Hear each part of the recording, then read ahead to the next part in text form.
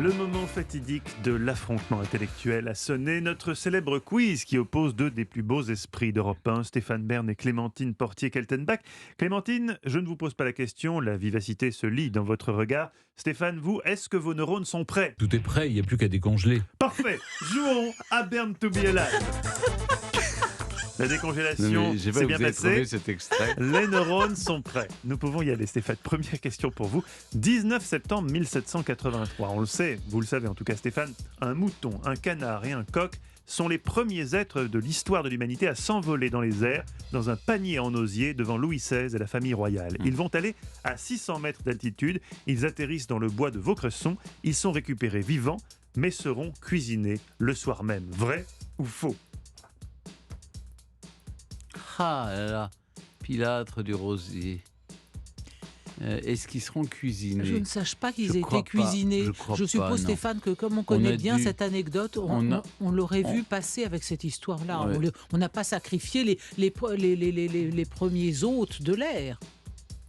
Ça aurait Non, été je vraiment crois pas. cruel. Non. Cette Donc c'est histoire. faux. C'est faux et je vais vous dire mieux. Ça serait scandaleux. Ce serait scandaleux. Il faudrait Moi, je vois réécrire bien l'histoire. Marie-Antoinette les récupérer dans son Oui, hameau, dans par son exemple, hameau de la reine. pour honorer ces voyageurs. En fait, je sens qu'ils vont Céleste. être cuisinés, mais je ne peux pas m'y résoudre. Vous avez gagné. Vous avez parfaitement raison, Stéphane. Et avec la complicité de Clémentine, vous avez même apporté la bonne réponse. Au contraire, ces animaux auront l'honneur suprême d'être admis à la ménagerie de Versailles. ouais. Effectivement, 2 mois plus tard, un homme devient le premier homme d'un vol habité, Jean-François Pilâtre de Rosier. C'est ça. J'avais donné son nom. Vous aviez donné son nom, ce qui ne vous donne pas de points supplémentaires. Non, me mais signale-t-on. vous savez, c'est bien quand même C'est la beauté d'avoir du l'air geste. de connaître. Oui, mais vous avez plus que l'air de connaître. Vous connaissez Stéphane. Hein. Question numéro 2 pour vous, Clémentine. Le livre de la jungle. Bien, ce livre a été publié en 1894, écrit par le Britannique Rudyard Kipling. On y trouve Balou, Bagheera et Shere Khan, réciproquement l'ours, la panthère, respectivement l'ours, la panthère et le serpent. Ces 3 noms n'ont pas été donnés par hasard. Ce sont 3 noms de divinités celtiques. Vrai ou faux? Bagheera de divinité celtique, dites-vous? C'est ce que je dis. Balou, Bagheera et Shere Khan. Est-ce que ces noms ont un sens? Moi, je pense que ces noms pourraient avoir un sens, mais mais pas chez les Celtes. Enfin, ça fait très indien comme consonance. Hein. Ça serait le nom des noms tirés du panthéon, du panthéon indien, hindou, me semble-t-il. Bagheera, ça sonne pas du tout celte. Balou, pas du tout celte non plus, me semble-t-il. Non, je réponds non. Vous avez gagné. Eh oui, ce n'était pas un piège, c'était faux. C'est une bonne réponse. Rudyard Kipling a vécu 6 ans en Inde avant d'écrire le livre de la jungle. Vous l'aviez deviné, Balou, Bagheera et Shere Khan, ça veut dire tout simplement ours, panthère et serpent en hindi. Tout bêtement, il ne fallait pas les chercher midi à 14h. Question numéro 3 pour vous, Stéphane. La vie n'est qu'une longue perte de tout ce qu'on aime. Victor Hugo.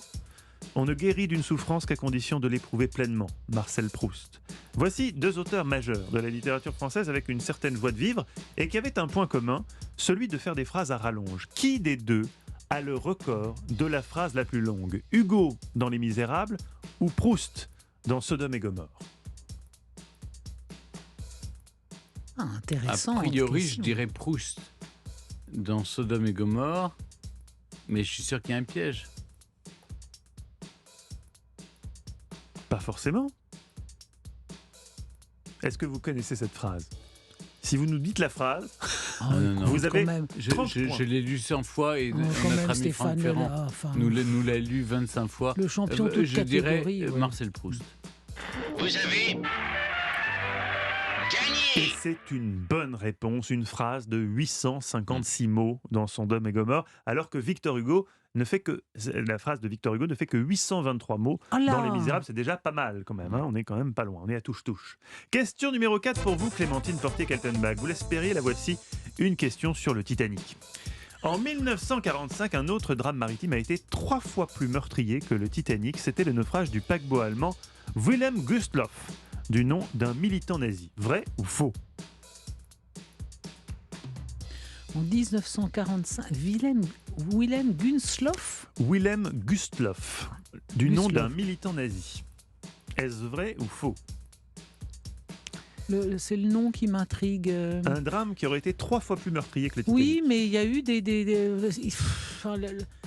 il y a eu des drames plus meurtriers que le Titanic. Ce qui frappait, c'est la coïncidence entre son lancement qui venait d'avoir lieu, les investissements énormes faits sur ce bateau et son naufrage aussi rapide. Mais oui, il y a eu certainement des naufrages plus meurtriers. Oui, je dis. Non, alors néanmoins, réfléchissons bien quand même avant de répondre, avant de nous jeter comme ça dans la réponse.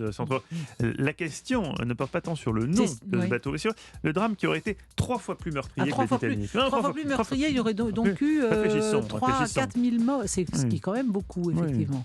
Oui. Bon, alors, donc, vous Quelle est voulez votre qu'on fasse, réponse? Quelle est votre réponse, là, Clémentine? mais je n'ai plus confiance en vous du tout, c'est ça, même Vous vos devriez, regards torves là, pourtant vous devriez. ne m'inspirent pas confiance. Alors, je pense que oui, ce bateau a dû sombrer, il portait le nom d'un dignitaire nazi, mais ça n'a pas été 3 fois plus meurtrier que le Titanic, donc ma réponse est non. Vous avez gagné. Oh Stéphane, elle est imprenable cette Clémentine Portier-Cadebac. Vous m'avez bien aidé, mais c'est bien. Pas du tout. En fait, c'est faux, mais oui, c'est faux. Mais pas pour les bonnes raisons. Pas pour les bonnes raisons, Oui, puisque ce fut 6 fois plus dramatique que le oui. Mais il Titanic. ne portait pas le nom de Wilhelm Gustloff. Si, tout à fait. Oui, tout mais à c'est fait, pas un Stéphane. militant nazi. Exactement, c'était un militant nazi. Je vais vous raconter l'histoire. On est en 1945. Donc, déjà, le bilan 6 fois plus dramatique que le Titanic. Le Titanic, c'était pour rappel 1490 âmes qui ont péri. Le 30 janvier 1945, un sous-marin soviétique torpille un paquebot allemand.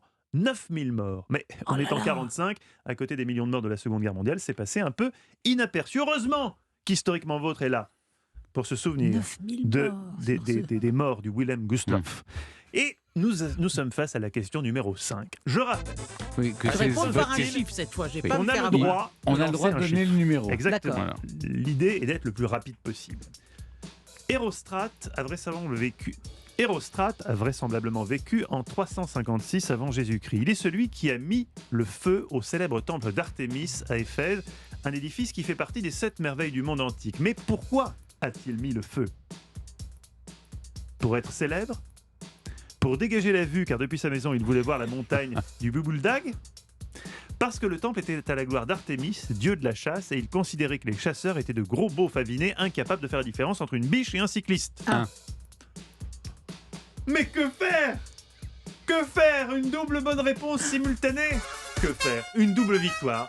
Une victoire Ça, c'est collégiale. bien. Bravo Stéphane, Faut bravo Clémentine. Faut qu'on fête ça. Hein. Ouais, on va fêter ça. Il avait effectivement, c'est un pyromane, il a mis le feu pour être connu. Le temple est totalement détruit, sera reconstruit ensuite.